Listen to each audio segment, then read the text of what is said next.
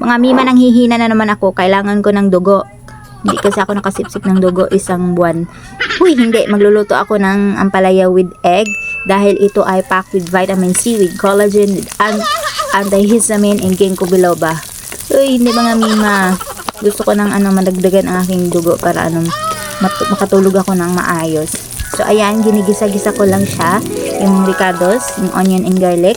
Tapos, pagkatapos niyan mga mima, hinagis ko kasi ang tagal. Bakit naman ang tagal maggisa ng mga ricados? No?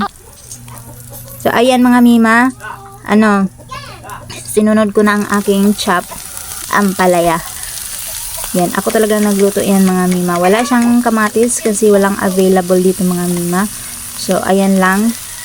Talagang puro ampalaya and with egg lang yung recipe na yan. So, yan, hinalo-halo ko mga mima. Hinalo-halo ko mima hanggang sa lumabas yung kulay niya mga mima. Ang tawag dyan. So, ganyan. Tapos, tinimplahan ko lang siya ng asin, kunting asin. And then, kunting paminta. Anong kunting paminta? Inubos ko yung yung tagpipisang paminta mga mima. Ayan. In-stir fry ko lang siya ng konti lang mga mima kasi sabi nila pag matagal daw siya nakasalang, magiging bitter. O magiging bitter siya sa relasyon nyo. Uy! So, ayan.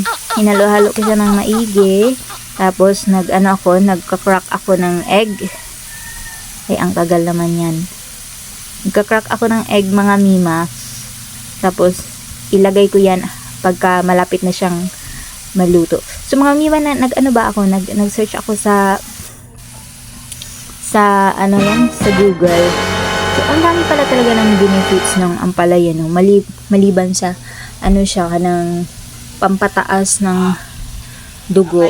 Marami pala talaga siyang benefits. Kaya pala yung mga yung mga matatanda, o kahit yung mga health conscious, pipiliin talaga yung mga healthy gulay. Healthy gulay? Yung mga gulay na masustansya. Madalas hindi ito bet ng mga kabataan itong ampalaya, pero ito yung napakadaming benefits.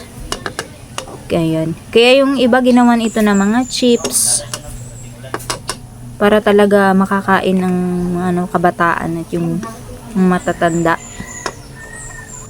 Kasi kahit man lang sa chips, kakain silang ng malunggay. Ayan mga mima, nalunod ko na yung egg.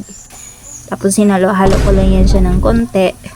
Tapos, ayan na, luto na mga mima. Pwede na ako mag-agahan. Thanks for today's video.